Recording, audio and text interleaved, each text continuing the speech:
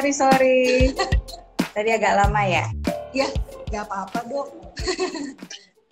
Gimana dok? Apa kabar, Mbak Ros? Baik, dok. Sehat? Sehat, alhamdulillah sehat.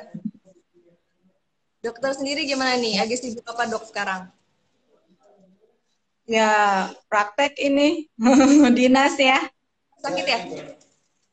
Iya. Udah waktunya sebentar ya dok buat bincang-bincang seru Oke. nih sama nih. Iya dong. Sip, siap. Oke, dok. Mau nanya nih sekarang kan Hmm. tema nutrisi penjaga imun di masa pandemi nih dok. Menurut dokter gimana nih dok? Eh, penting banget ya Mbak ya, yang pastinya. Karena intinya yang namanya imun tubuh, istilahnya itu kan penjaga penjaga atau yang akan nanti melawan kuman-kuman yang masuk termasuk si virus COVID-19 ini. Tapi intinya sih awalnya itu kita harus mencegah ya. Jadi pencegahan dulu yang utama dengan 3M ya kan. Benar, Walaupun mungkin walaupun mungkin udah bosen ya beberapa benar. bulan ini Bulan dok. eh, didengung ya kan 3M, tapi sebenarnya ya memang itu yang utama ya, yang untuk mencegah ya kan. Jangan mudah-mudahan yang mendengarkan di sini para pendengar Viva Co ID ini masih sehat ya, karena kenyataannya di Jakarta ya sebenarnya kasusnya belum menurun ya Mbak ya. Benar, malah meningkat ya dok. Terakhir kan meningkat. Betul. Iya, betul. Kebetulan juga kan karena saya di salah satu RSUD di Jakarta, jadi tahu lah ya gambarannya, walaupun mungkin dalam satu lingkup rumah sakit saja ya. Jadi kalau di sini ya memang pasien-pasien itu cenderung bertambah, itu Mbak. Pasiennya tuh kebanyakan sekarang tuh lebih ke anak kecil, remaja atau dewasa dok? Dewasanya lebih ke anak orang tua mungkin. Nah, kalau yang di rumah sakit saya kebetulan karena dia tipe B, jadi yang dirawat itu memang yang gejala sedang ya. Minimal itu Hmm, sedang ya. Jadi nah kalau yang bergejala sedang itu sebagian besar orang tua sebenarnya, yang paling banyak itu di atas 40-an ya, di atas umur 40. Nah makanya kadang suka mikir ya ampun, ada loh yang kayak misalnya kakek-kakek umur 70 tahun lah, kalau dipikirin ini dapetnya dari mana gitu ya. Padahal mungkin kan ngasih kemungkinan besar kan kalau yang seperti itu kan beliau ada di rumah aja ya kan, gitu. Jadi bener-bener. khawatirnya walaupun saya nggak mencari lebih jauh sih, tapi kan mungkin kalau misalnya ternyata dibawa keluarganya yang lebih muda kan sebenarnya kasihan ya, Benar sekali dok. gitu. Iya, Mm-mm. kalau pasien yang lebih tua lebih miris ya dok ya. Dok, Betul, betul. nah kita Ya, kan membahas nutrisi nih dok. Nutrisi buat tubuh kita betul. ya dok. Ah, di tengah Mm. pandemi ini sebenarnya apa sih yang harus kita jaga? Makanan kah atau apa dok? Oke, kalau saya mungkin akan lebih dalam membahas soal makanannya ya Mbak ya. Hmm, Oke, jadi prinsipnya kalau dari makanan itu sebenarnya ada yang bisa meningkatkan imun, tapi hati-hati juga. Ternyata ada juga makanan yang bisa malah menekan sistem imun kita. Jadi memang benar-benar selama masa pandemi ini kita harus pintar-pintar memilih apa yang kita makan, ya. Contohnya nih Mbak, kalau yang yang meningkatkan tuh sebenarnya bukan hanya satu dua macam zat gizi saja, tapi memang kompleks ya. Jadi mulai dari yang makronutrien itu kan zat gizi yang dibutuhkan dalam jumlah banyak. Nah, yang berperan dalam sistem imun itu protein oke. ya. Jadi kita perlu makan lauk dengan cukup ya. Kalau dilihat dari kebutuhannya, kira-kira dalam satu hari setidaknya kita makan 3 porsi yang lauk-laukan ya, itu minimal agar kebutuhan protein kita terpenuhi. Terus kalau dari mikronutrien ada juga kan, kalau mikronutrien itu zat gizi mikro, jadi kita butuh hanya sedikit saja ya, itu ada vitamin dan mineral. Mungkin orang tuh lebih familiar ya vitamin, misalnya vitamin C, ya vitamin D yang juga sempat heboh ya, ngeributin jemurnya jam berapa, berapa lama, ya kan, ribut deh tuh. Bener, bener, bener, Ya, bener. kan sebenarnya bukan cuma 2 vitamin itu aja, ya, tapi juga vitamin-vitamin yang lain. Vitamin A juga punya peran, vitamin E juga punya peran, vitamin B juga punya peran, ya. Terus juga bukan vitamin aja, tadi saya sebut mineral. Mineral juga bukan cuma satu macam, tapi ada beberapa macam, ya. Kenapa sih banyak? Karena memang mereka kerjanya itu saling apa namanya? Saling melengkapi ya. Yang ini punya peran di sel ini karena sel imun itu kan banyak ya. Sel ada secara umum kita bagi dua namanya. Ada yang namanya sel imun inat, itu yang kerjanya cepat di awal-awal. Ada yang sel imun adaptif. Nah, itu yang membentuk antibodi itu sel B ya kan. Terus ada yang sel T yang menghancurkan virus secara langsung. Nah, itu di masing-masing sel-sel itu punya peran dari makanan atau zat-zat gizi yang kita makan ya. Jadi memang nggak cuma cukup satu macam atau 2 macam, tapi beberapa zat gizi itu turut berperan terhadap sistem imun. Nah, terus soal tadi saya katakan ada juga loh yang dapat menekan sistem imun. Ya, nah ini harus hati-hati karena kemungkinan besar kita cenderung makan yang ini. Ya, Nah, ada ada gula ya, gula yang terlalu banyak. Terus ada juga namanya lemak jenuh. Lemak jenuh itu adanya di goreng-gorengan, ya kan? Terus ada juga garam. Ya, garam yang terlalu tinggi juga dapat menekan sistem imun ya. Nah, tiga-tiganya itu rata-rata jangan-jangan ada di makanan yang sering kita makan. Contohnya, misalnya mungkin setiap hari ada makan gorengan. setiap pagi dong sama gorengan. Nah, iya, hati-hati. Atau donat ya, atau seperti martabak. Nah, itu sebenarnya makanan-makanan yang tidak perlu dikonsumsi setiap hari. Ya, mungkin hanya Boleh, boleh. sesekali, 1 kali seminggu ya, atau 2 kali seminggu. Apalagi sekarang kan makanan itu makin banyak ya, Mbak Ros ya. Oh, Terutama benar. makanan-makanan kekinian ya. Benar. Mohon maaf, sayangnya makanan-makanan kekinian itu rata-rata cenderung gulanya tinggi. Nah, itu Oh, harus hati-hati ini kenapa juga. tuh dok kekinian? Ya, apalagi minuman-minuman kekinian ya. Benar, benar, benar, benar. Mm-mm. Itu malah ya tadi ada juga yang gini, rata-rata ada yang bilang gini, ah saya nggak mau diet kalau karena lagi pandemi. Ya, Nah, soalnya nanti bikin soalnya kan perlu perlu imun yang bagus. Ya, balik lagi tergantung apa yang dimakan. nah itu Nah, dok. kalau yang betul, kalau ujung-ujungnya yang dimakan tadi itu martabak atau minum-minuman kekinian ya, ya Dok. mohon maaf ya, yang mohon maaf, yang ada beratnya nambah, lemaknya nambah, hati-hati malah kalau ternyata kita apa malah jadi obesitas ya. Iya benar-benar. Karena obesitas juga jadi faktor risiko, amit-amit nih, kalau misalnya nanti sampai kena COVID, itu bisa jadi COVID yang berat gitu. Gitu. Kalau besi. Betul. Iya. Jadi benar-benar harus pinter memilih makanan yang kita makan saat ini. Karena yang pertama, walaupun memang sudah ada rencana untuk vaksin, tapi tetap kita tidak tahu ya kapan selesainya intinya.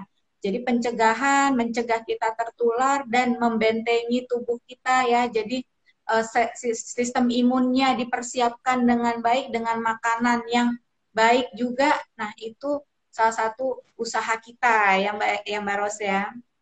Iya, dok nih dari beberapa ada yang nanya nih soal diet nih dok. Sebenarnya itu juga pertanyaan aku sendiri sih dok. Karena 10 bulan kemarin kan di rumah aja bikin Betul, makan betul, apa aja dimakan gitu kan. Ini betul, ada salah satu yang nanya nih betul. diet gimana nih dok? Diet yang baik untuk nambah nutrisi kita tuh gimana sih dok? Soalnya aku juga pengen nih dok, pengen ngurusin badan nih dok. Udah naik berat badan aku nih. Betul, betul. Gimana dok? Iya.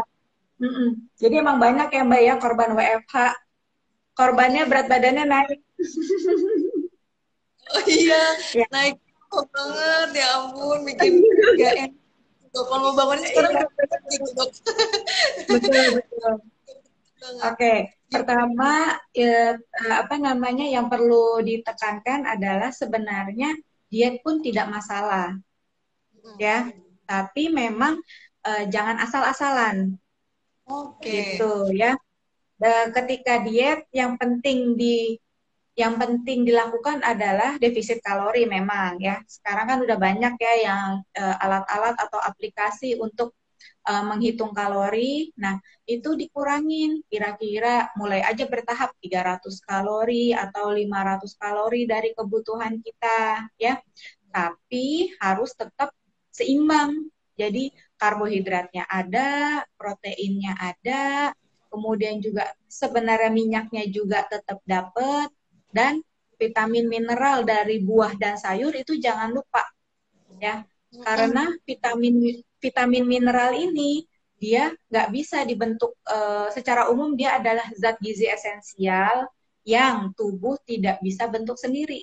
Jadi harus dapat dari makanan gitu. Dok, ada yang tanya nih dok nih. Aku sekalian baca nih dok, soalnya udah banyak nih lumayan nih Boleh, pertanyaan boleh. juga bagus-bagus dok. Aku coba tanya dari Silakan, Cumi. silakan. Dok, ada nggak sih makanan-makanan yang justru bisa menurunkan imunitas? Kalau ada, boleh disebutkan nggak beberapa dan alasannya? Makasih dok, gitu. Coba dok silakan Oke, dijawab. tadi udah sedikit kita bahas ya Mbak Mungkin Ros coba ya. dok. Jadi memang intinya makanan-makanan yang tinggi gula ya, terutama adalah gula sederhana. Jadi kayak gampangnya tuh seperti tambahan gula pasir ya, terus juga tepung-tepungan ya, itu kan macam-macam karbohidrat sederhana. Nah, itu harus hati-hati kalau konsumsi kita berlebihan. Secara umum, batasannya dalam satu hari itu hanya 50 gram untuk gula. Untuk lima gula. puluh gram, coba. Betul, untuk gula itu 50 gram atau sekitar 4 sendok makan. Ya, jadi kita harus lihat lagi sehari-hari makanan kita ya. Apakah kita misalnya suka bikin teh atau tadi suka beli kopi susu ya. Nah, betul. Nah, harus hati-hati kalau yang suka beli kopi-kopi susu itu, karena kita nggak tahu kan sebenarnya jumlahnya itu ada berapa. Kalau kita bikin sendiri, kita masih bisa naker. Ya, Benar. rata-rata sih itu di atas 30 gram deh. Kalau Ya, misalkan jadi kalau mungkin minumnya sampai 2 kali, ya maksudnya dua dua kopi susu 1 hari, nah itu kemungkinan besar sudah lebih dari jatahnya, karena belum lagi makan yang lain kan, maksudnya atau minuman yang lain kan yang mungkin juga ada kandungan gulanya gitu. sendiri Jadi juga. yang seperti itu sebaiknya dibatasin. Benar-benar benar-benar. Nah, satu lagi nih dok, ada nih aku mau ada yang nanya juga tentang vitamin apa yang paling bagus untuk jaga imun dok? Apa tuh dok? Apa vitamin? Vitamin yang paling bagus untuk jaga imun. Oke, Apa tuh? oke. Mm-mm. Tadi ya sudah dibahas sedikit juga, intinya tidak ada vitamin yang paling bagus. Jadi mereka itu saling bekerja, ya bekerja bareng, ya saling apa namanya berkoordinasi lah, ya kerjasama intinya. Dan fungsinya juga beda-beda, ya. Kalau dari vitamin-vitamin yang ada, itu ada 5 kelompok vitamin yang punya peran terhadap sistem imun. Yang pertama itu vitamin A. Vitamin A kita bisa dapat dari mana? kita bisa dapat dari lauk-lauk ya, misalnya ikan, kemudian ayam, daging, itu kita bisa dapat, atau juga dari buah-buah sayuran yang berwarna oranye atau merah ya, kayak wortel, tomat gitu. Dan untuk vitamin A ini sebenarnya jarang defisiensi atau jarang kekurangan. Jadi kalau kita makannya udah bagus ya, sesuai dengan gizi seimbang, insya Allah sih terpenuhin. Terus ke vitamin C. Vitamin C ini banyaknya di buah-buahan ya, kayak buah. Kalau di Indonesia ya kayak buah jambu gitu ya, jambu biji. Makanya mungkin sempet tuh waktu awal-awal ya bikin jus jambu. Ya berapa sehari minum berapa gelas gitu ya. Bener-bener banyak Gitu. Ya, kayak gitu, jus jambu gitu dok. Iya iya sempat. Ya, ya sebenarnya kalau dilihat dari kandungannya nggak salah ya. Tapi balik lagi, kalau untuk buah itu sebaiknya bervariasi. Ya, Oh, semakin bervariasi, semakin banyak vitamin yang kita dapat. Terus juga mineralnya juga, karena intinya nggak ada satu makanan yang paling bagus gitu ya. Semua makanan itu punya kandungannya sendiri-sendiri ya. Seperti buah itu juga yang merah ada kandungannya tadi vitamin A-nya, kalau yang kuning, oranye itu cenderung lebih tinggi vitamin C-nya ya. Terus ada lagi vitamin B. Vitamin B itu ada 3 yang pengaruh ke sistem imun ya. Vitamin B itu ada banyak dari B1 sampai B12. Yang ada pengaruh ke sistem imun itu yang namanya asam folat B9, terus B6, terus sama B12 ya. Nah, kalau untuk vitamin B ini yang risiko kekurangan itu kalau kita atau seseorang menjalankan diet vegan.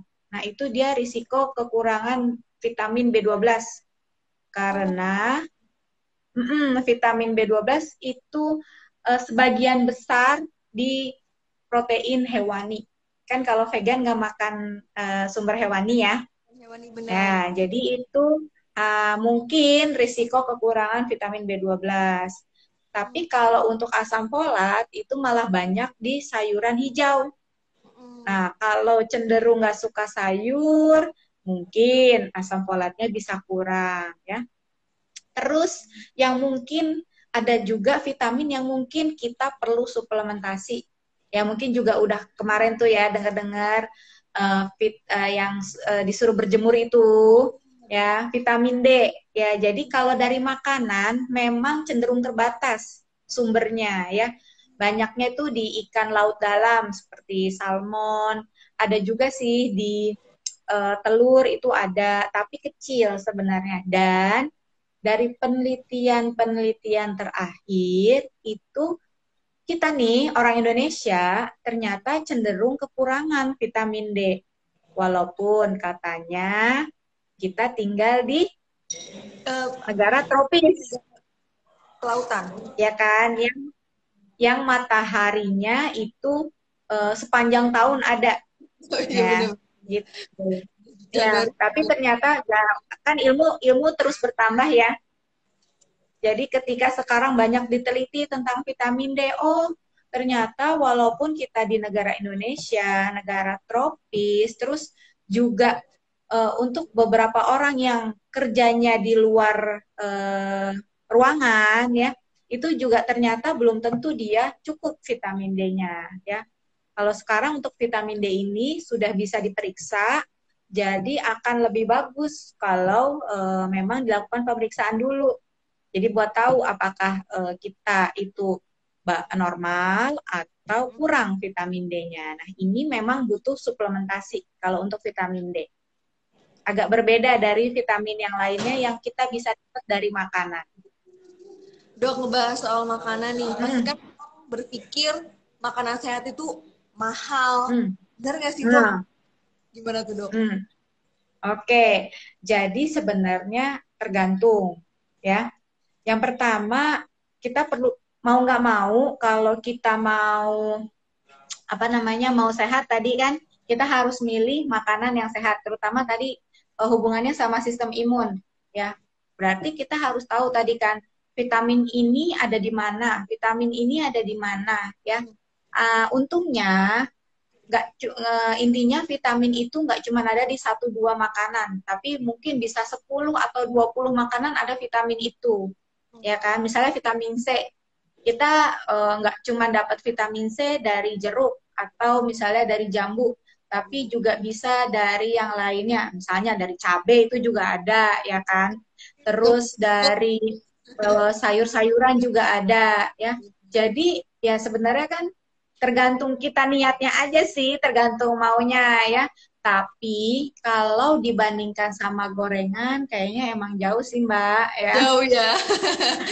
Kalau kalau yang biasa beli gorengan ya 10.000 dapat Dapat 6-10 lah ya kalau harga sekarang ya. 10.000 dapat 6 sampai 10 apa namanya itulah biji ya, potong ya. Ya kalau buah, kalau kayak jeruk itu ya paling 3 atau 4 ya. Ya kalau dibandinginnya sama itu ya agak berat sih. Iya benar-benar. Mungkin ada yang mikir, dok kan cabai ada vitamin C, berarti gorengan sama cengek kalau kata orang Nah, iya, mungkin bisa jadi sehat itu atau salah lagi ya. buat kalian Disalahgunakan, disalahgunakan. gunakan ya gorengan sama cengek ya beda ya guys ya, jadi samain. Sekarang aku bahas soal ke anak-anak nih dok, nutrisi buat anak-anak Nah, selama pandemi pasti kan orang tua terutama pasti khawatir, pasti anak-anak kegiatannya jadi semakin berkurang mungkin. Terus juga di rumah aja, betul, juga daring doang kan dok. Gimana sih caranya betul, bikin anak tetap happy di rumah dan dia kalau makan pun happy gitu, karena kan nutrisi yang dia dapatkan itu pasti kan harus selalu terpenuhi gitu kan, bikin dia happy betul, betul. di rumah. Dari makanan juga kan perlu kan dok, gimana dok? Bikin happy. Iya, yang bikin Betul. happy gimana dok? Makanan apa yang cocok buat anak-anak selama pandemi ini yang di rumah aja tapi tetap enak? Oke, prinsipnya sama ya. Jadi karena tadi yang kita butuhkan itu adalah salah satunya vitamin dan mineral, dan itu memang banyaknya di buah dan sayur.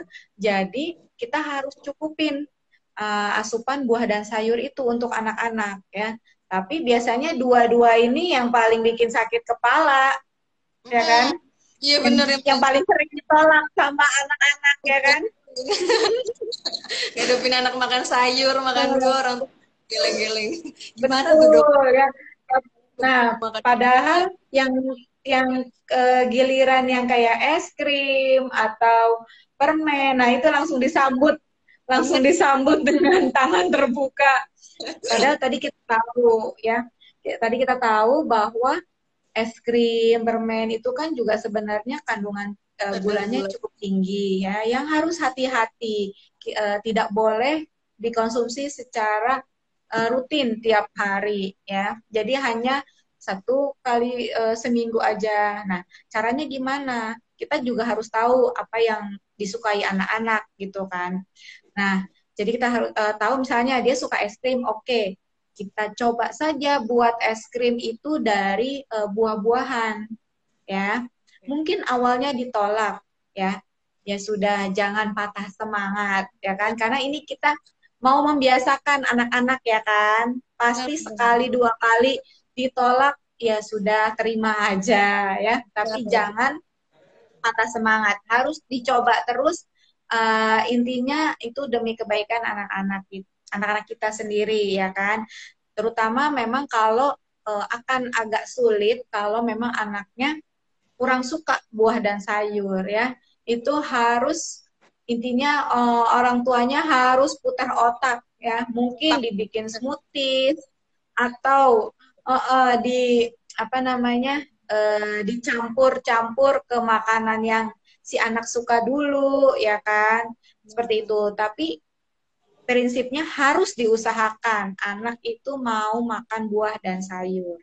Ya pokoknya intinya nih buat para ibu-ibu jangan lupa untuk kasih anak-anak sayuran dan buah-buahan ya, dengan ya sekreatif Nah, mungkin lah ya dok ya. betul, betul.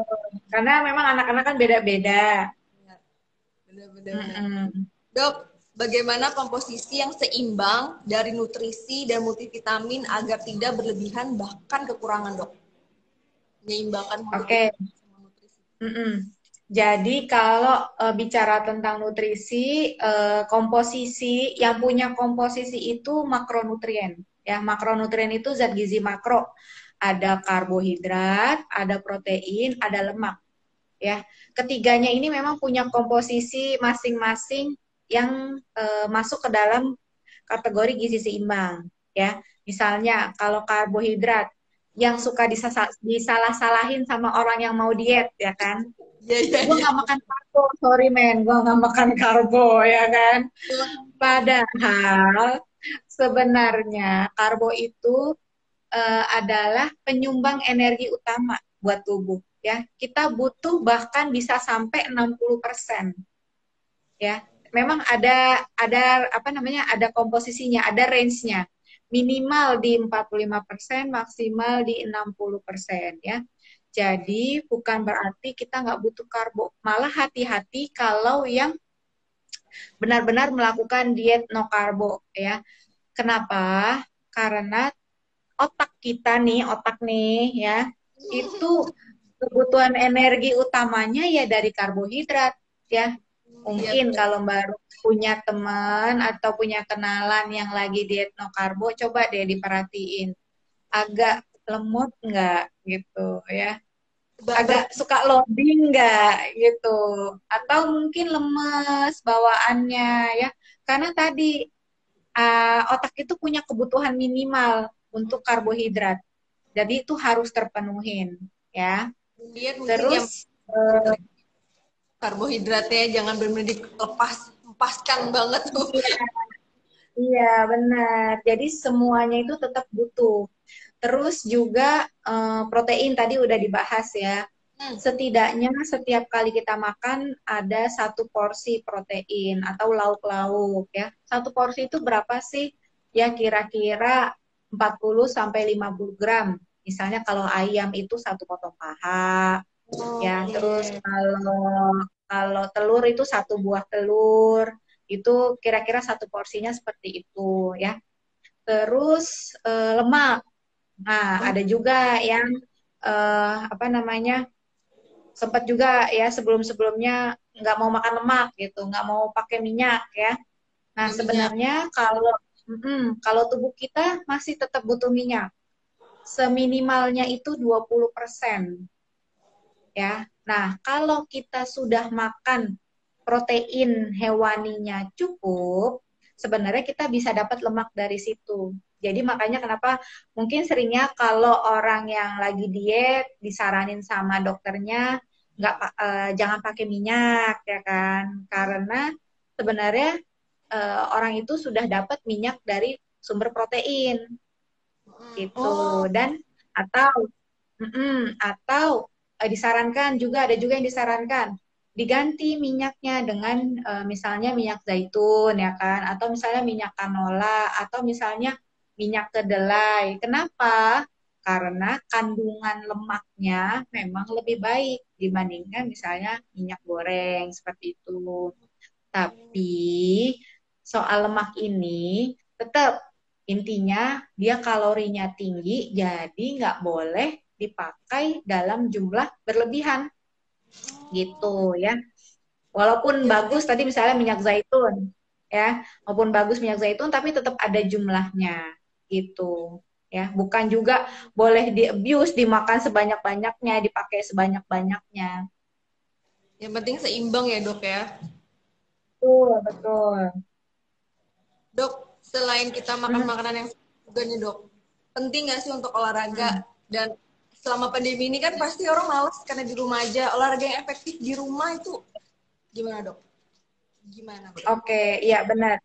Ya, sebenarnya kalau ada beberapa orang nih ya pasien yang ketemu dengan yang datang ke saya, yang konsultasi dengan saya, ada juga kalau saya tanya-tanya soal makanannya, sebenarnya perubahannya nggak terlalu banyak pada saat pandemi, tapi memang yang sebelumnya mungkin rutin olahraga, rutin senam ya, karena di rumah aja jadi stop kan semuanya itu.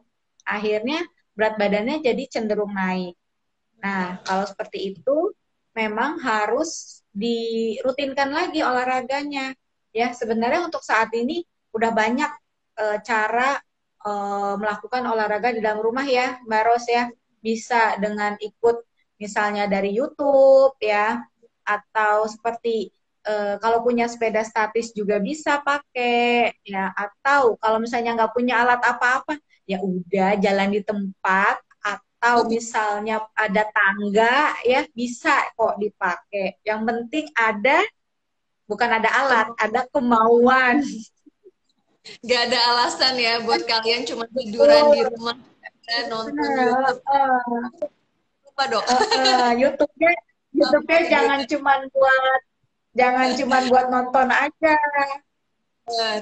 Habis itu olahraga, terus nonton YouTube lagi, suka kok ID. Ya, betul. Keren.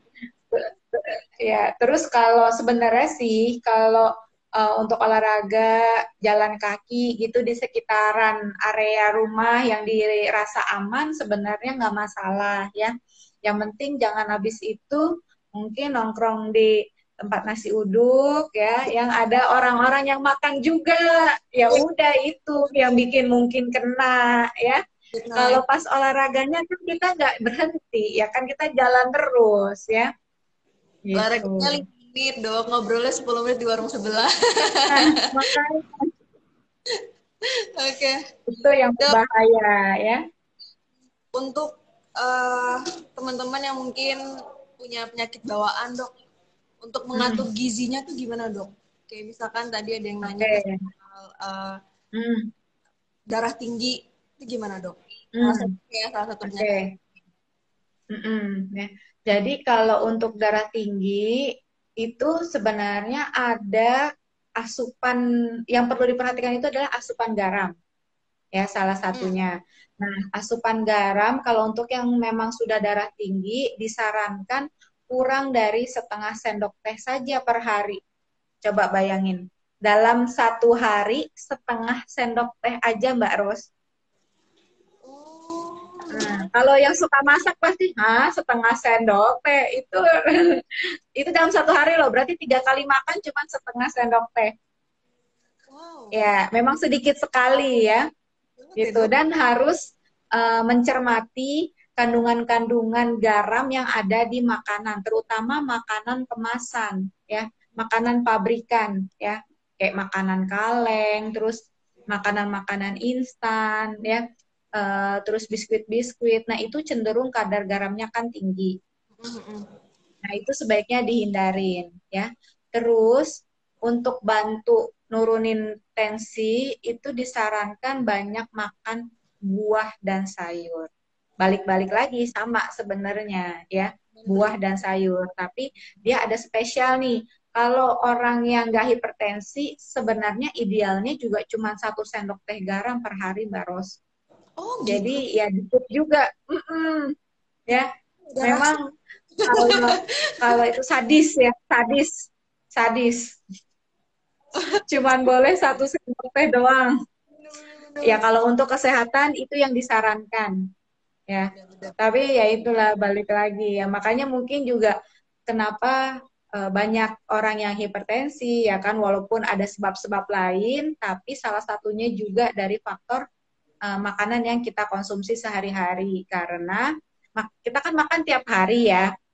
Terus sudah berakumulasi mungkin puluhan tahun itu di badan.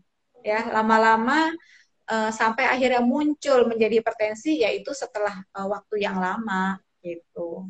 Oke, ini Jadi kalau mau sehatnya lebih lama ya memang harus mulai mau pintar atau bijak milih makanan yang kita makan. benar. Tetap jaga kesehatan dengan asupan yang bergizi juga ya. Jangan asal-asalan, jangan gorengan, sama cengek doang yang dimakan.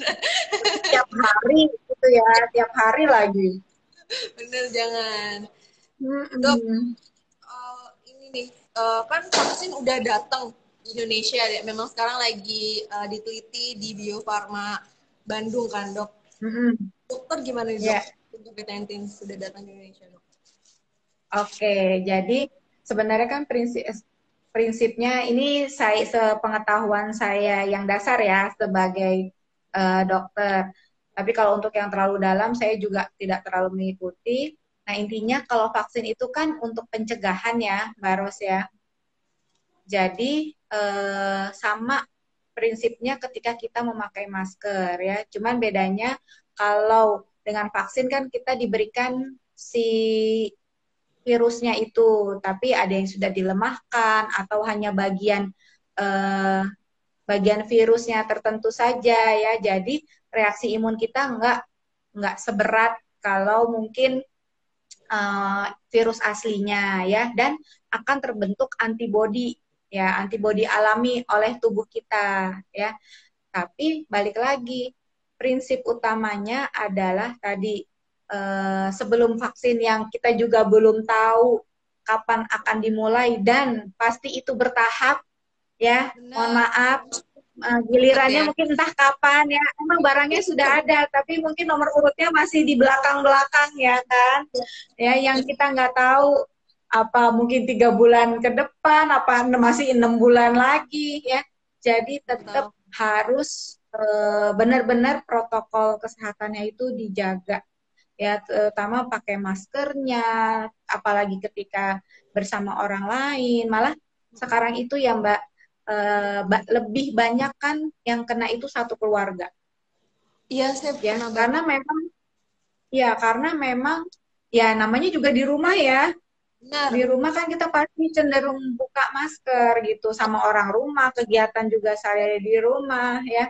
Jaga Iya, protokol ya, Dok. akhirnya tadi betul yang mungkin yang kita sebagai OTG gitu kan, yang kita juga nggak tahu ternyata kita sudah menularkan di satu rumah. Nah itu pokoknya harus hati-hati banget. Kalau memang memungkinkan, memang tetap sebaiknya di rumah pun pakai masker. Apalagi misalnya kalau di situ ada di rumah itu ada orang tua ya kan, yang tadi akan lebih eh, kalau terkena itu akan lebih berat mungkin gejalanya ya kan. Atau Mm-mm. mungkin kita kedatangan tamu yang sebenarnya saudara kita sendiri ya, atau kita mendatangi saudara kita berkunjung, itu juga walaupun aneh tapi tetap usahakan itu pakai masker gitu ya. Dan pakai masker ya, protokol kesehatan harus tetap dilakukan ya, Dok. Betul, Saudara sendiri. betul. Ya, aku mau coba baca nih, Dok nih. Salah satunya nih Hmm, dari Arif Adilah 60. Sore, Dok, saya mau tanya, kalau indera penciuman udah nggak mencium apapun, itu wangi-wangian apakah udah real 100% COVID-19? Soalnya saya nunggu hasil oke. swab, tapi indera penciuman saya tuh udah nggak kerasa sama sekali, Dok. Boleh dijawab, Dok? Oke. Mm-mm. Ya, jadi gini, intinya gejala COVID-19 ini sebenarnya kalau buat kita nih dokter-dokter, emang ini penyakit aneh ya. Gejalanya Iya, itu nggak jelas banget ya. Jadi yang spektrumnya tuh luas banget. Ada yang tadi nggak ada gejala sama sekali, atau bahkan ada yang memburuk dengan cepat ya kan. Nah, termasuk salah satunya sebenarnya yang masalah indera penciuman ini, kenapa sekarang sering dihubungkan dengan COVID-19, karena sebelumnya kan jarang ya orang sakit indera penciuman, kecuali memang dia ada gangguan di persarafannya gitu. Jadi ketika ada orang yang mengeluh, kok gue kurang rasa ini ya, sekarang-sekarang itu akan sangat dicurigai bahwa dia itu COVID-19 seperti itu. Karena salah satu maksudnya karena kehilangan indera penciuman itu menjadi salah satu gejala yang cukup unik sih ya, cukup berbeda dibandingkan kayak misalnya demam ya. Kalau demam kita masih mikir-mikir yang lain deh. Ya, apalagi juga sebenarnya banyak tuh yang awalnya dibilangnya demam berdarah, pas di swab ternyata positif ya gitu. Tapi kalau udah indera penciuman nih yang kena. Itu kita udah hampir hampir pasti lah intinya. Seperti itu sih. Dok, salah satu lagi nih dok, Mm-mm. mau bacain komen nih Boleh, boleh. dari Faisal Ibrahim MM. Bagaimana dengan madu dok? Mm. Karena karena kan madu kan karena kan madu kandungannya fruktosa. Apakah sangat bagus untuk Mm-mm. stamina bagi orang yang ataupun hasil awam? Oh, orang positif. Maksudnya madu madu ini kan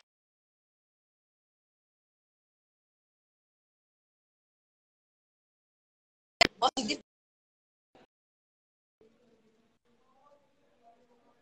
Untuk madu ya Mbak Ros ya. ya madu dok.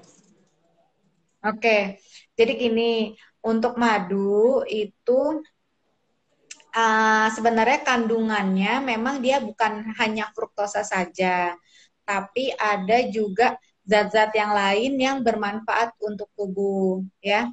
Tapi balik lagi, konsumsinya juga jangan berlebihan, ya. Nah, Kalau misalnya hanya 1 sendok makan sehari, it's okay, itu boleh, ya. Karena kalau dilihat dari fruktosanya masih dalam batas tadi normal ya, maksudnya masih dalam jatah asupan harian, tapi kita bisa juga dapat misalnya vitamin, mineral atau antioksidan yang ada di madu seperti itu.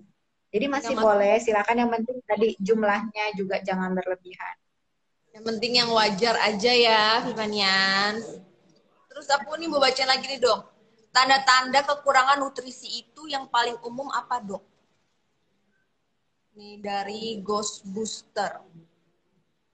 Tanda-tanda kekurangan apa? Kekurangan Tanda-tanda apa Mbak kekurangan Ros? nutrisi. Oh, kekurangan nutrisi. Oke. Sebenarnya kalau kekurangan nutrisi karena jenisnya itu banyak, punya ciri-ciri masing-masing ya. Pertama, kalau seperti misalnya yang makronutrien tadi, yang karbohidrat, protein, ya kalau mereka kurang, pas yang paling gampang itu lemes lah. Ya, karena kan berarti energinya juga kurang. Ya, anggaplah Benar-benar. kayak kita puasa gitu ya, lemes kan kalau lagi puasa ya. Terus, nah kalau untuk vitamin dan mineral itu juga beda-beda sebenarnya tanda-tandanya. Biasanya seringkali kalau kita nggak defisiensi, tandanya itu nggak muncul, ya belum muncul. Dan eh, ada juga yang sudah defisiensi juga nggak ada keluhan apa-apa. Makanya memang sebaiknya tadi dicek ya. Sekarang sih sudah ada beberapa laboratorium yang bisa tadi mencek kadar vitamin dan mineral, tapi memang masih sangat mahal ya. Harganya ya mending dipakai yang lain lah gitu ya. Makanya kenapa makanya kenapa ya yang disarankan balik lagi, daripada susah-susah ya kan ngecek, ya disarankan ujung-ujungnya banyak makan, ditambahin untuk buah dan sayurnya seperti itu ya. Terus proteinnya juga, terutama jangan lupa ikan ya, Ikan. makan ikan ya. Ikan apa tuh dok? Ikan Ada. itu tadi, kalau yang bagus ya ikan laut dalam, misalnya ikan kembung, ikan tongkol, karena untuk sumber omega 3 ya. Omega 3 itu juga salah satu yang bantu jaga sistem imun kita. Oke. Dok, satu lagi nih terakhir pertanyaan dari Nurul underscore Betul. 10 M64. Untuk saat ini kan Mm-mm. pas buat hamil nutrisi dan olahraga yang tepat supaya bisa melahirkan jadi normal dan lancar tanpa operasi apa dok di tengah pandemi ini kan pasti para ibu hamil parno nih dok. Betul, Jelaskan betul. nggak? Nah, jadi gini ya, kalau untuk prinsipnya pasti semua ibu mau lahirnya normal ya. Tapi jangan lupa juga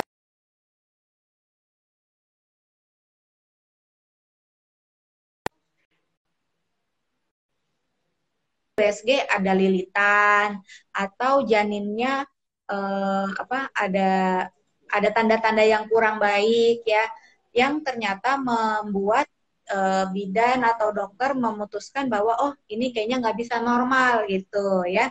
Jadi maksudnya kalau memang ada indikasi untuk operasi ya sudah lakukan operasi gitu. Nah kalau untuk menjaga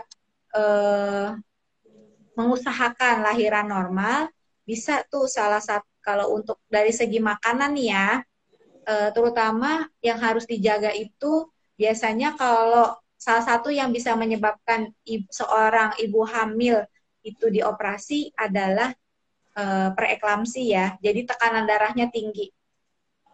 Nah, itu kan ada faktor dari makanan tuh, Bener. ya kan? Nah, maksudnya salah satu yang bisa dilakukan berarti kan menjaga makannya. Nah, sama balik lagi tadi Mbak, untuk orang-orang yang ya kan biasanya kalau kontrol kan diperiksa ya, diperiksa tensinya. Nah itu harus dilihat benar ya apakah tensi kita memang masih normal atau cenderung meningkat ya, dan harus hati-hati sama asupan atau makanan-makanan yang tinggi garam tadi ya, terutama banyaknya di makanan kemasan. Nah kalau buat ibu hamil hati-hati atau pinter-pinter ngemilnya ya. Jangan makan keripik. Keripik, pedes-pedesan juga dok, yang asin-asin tuh kan. Hati-hati. Iya, betul. Yang asin-asin. Banyaknya sih yang seringnya kan keripik ya. Itu hati-hati karena tadi bisa bikin hipertensi. Terus juga harus cukup tadi makan buahnya. Karena itu bantu menurunkan hipertensi. Itu salah satu faktor aja sih, Mbak Ros ya. Salah satunya ya. Oke dok, Amalia terima kasih banyak. Udah hampir kita bincang-bincang sama aku dan Tiffany-an. Semoga motor kali ini bermanfaat buat kita semua dan bisa diambil yang baik-baiknya, yang jelek-jeleknya jangan diambil, jadi pelajaran kita semua. Terima kasih banyak dok. Kita selalu sehat. Sama-sama. Sampai jumpa dan betul sehat semua ya. Tenang, akan di DM sama pihak Vipoko ID dan mendapatkan kaos keren ini yaitu Diamond I Love Indonesia. Ya, dah, sampai jumpa lagi. Terima kasih dokter.